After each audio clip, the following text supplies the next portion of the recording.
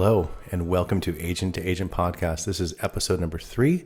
My name is Johnny, and I'm here with my lovely co-host, who just by slim chance of the universe happens to be my lovely wife as well.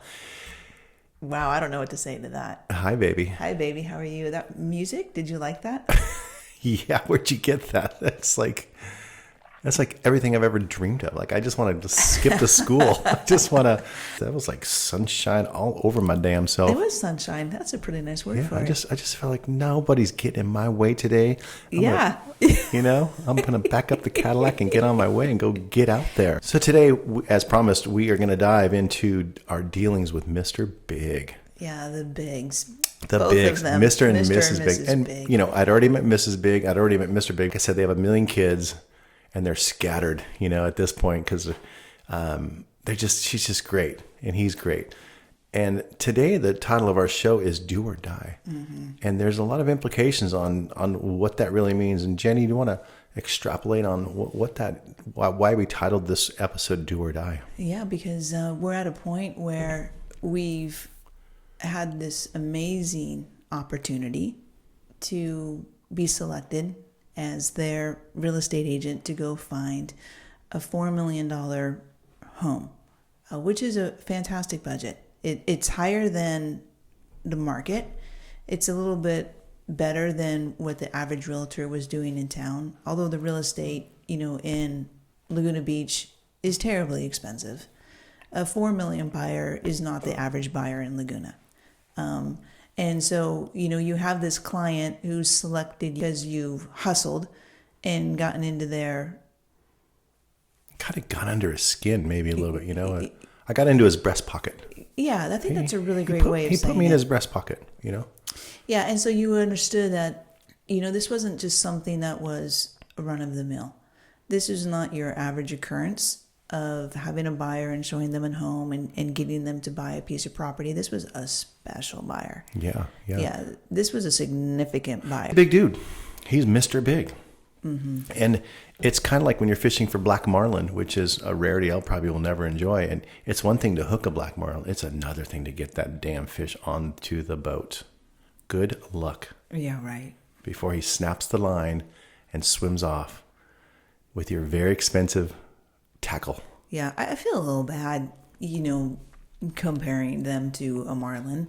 But it is a great analogy because you have caught this fish. Huge. You're fishing for it. And, you know, when you have the opportunity to do this kind of business, you have to motivate yourself and remind yourself, you know, constantly that if this doesn't pan out, you know, it's something that you're going to be sore about for a long time. And I think that that's kind of why it's do or die, is because this isn't, it's not flippant. You know, you're not like casual about it. You know, you understand that this is a big fish. You understand that this is a marlin. Yeah. You know, that you're going to get that awesome picture of the, you know, the fish on the dock being held up. Oh, yeah. Right. By the scales. It's 1.5 times your human size.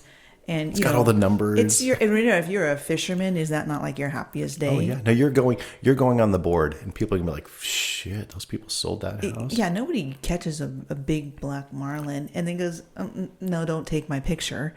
I mean, right? I mean, that doesn't happen. And you know, at the end, I feel bad about kind of putting him and them into like an animal form, but the reality is, I mean, just so everybody understands.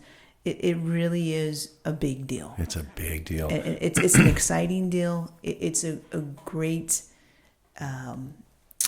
it's a trophy. It's a trophy. God, I hate to say that, but it really is. We last left where Mr. Big had run into you on the beach. You were bleeding from playing around at the blowhole. Taking a bluebird day. Yeah. So I run home, cross Coast Highway, up the hill, down the alley, get on the phone. I go, Jenny, you need to get your ass over here right now because we got to get on the MLS and do a search. And let me be real honest with you people.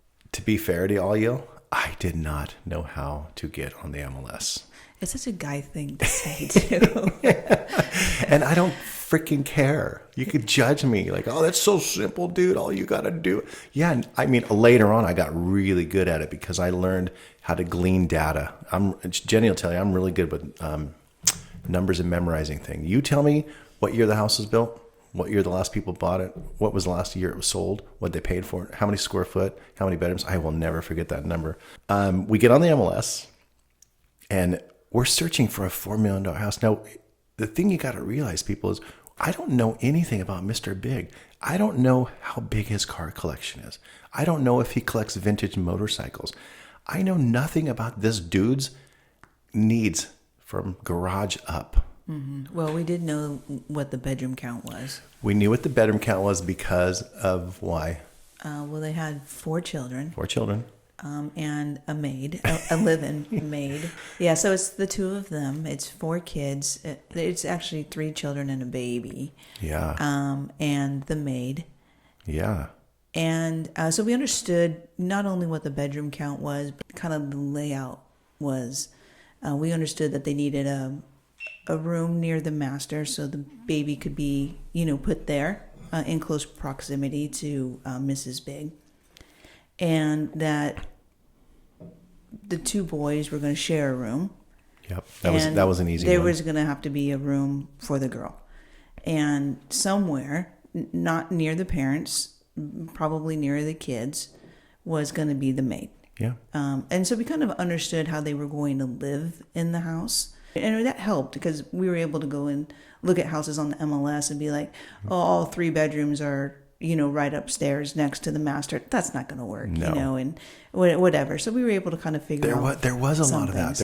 Yeah. So you're like, well, the housekeeper's not going to be like right next to, the master and the mistress and the master and the, and his queen. No, God, no. I actually was thinking about the Brady Bunch while we were looking on the MLS.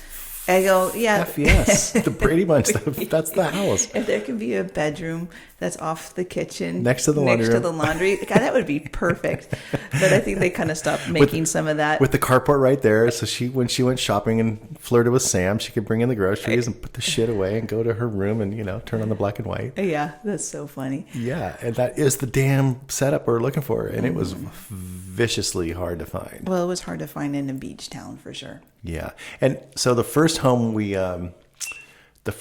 showed them was kind of crazy because it fit a lot of that, on paper.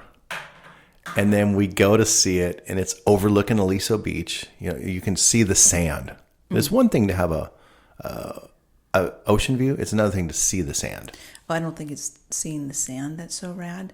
It's seeing the waves crash on the waves crashing, and that's very rare in a lot of towns with beach views and all that. You get the horizon view, and you get to watch the sunset and see the sailboats, and I mean that's all very beautiful. Right. But when you're actually looking at the coastline, that's a whole nother story. That's a whole nother level of expense. Yeah. So we take him to this house, and of course it's raining. It's a summer rain day, and it's raining.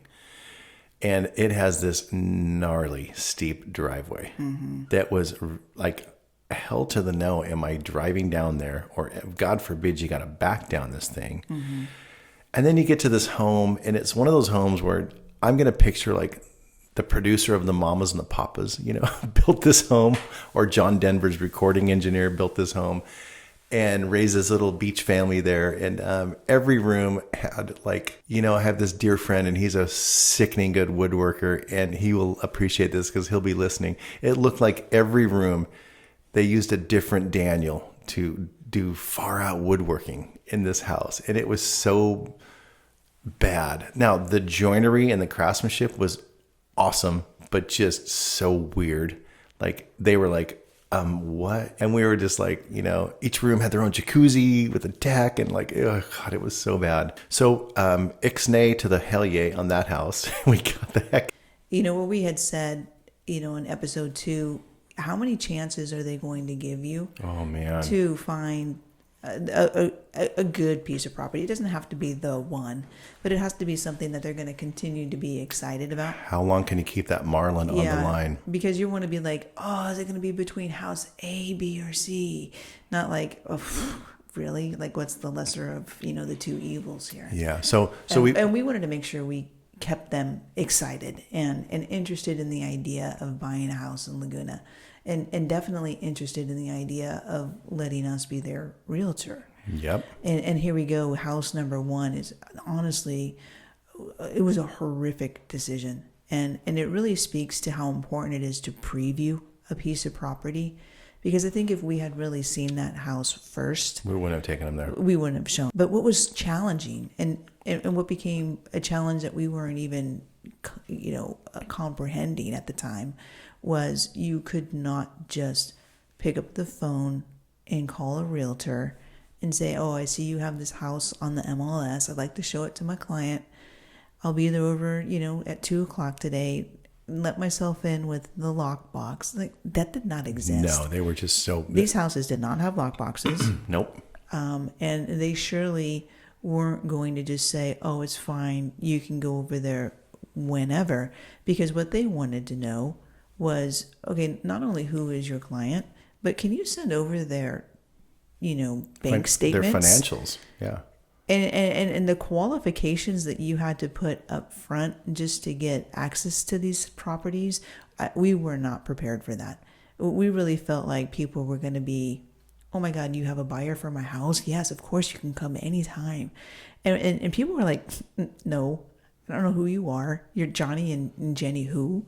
You know, like what rock did we crawl out from underneath? So we leave this house, and Jenny, she had put together a nice little list, and we head south to this brand new house that was pretty bitchin'.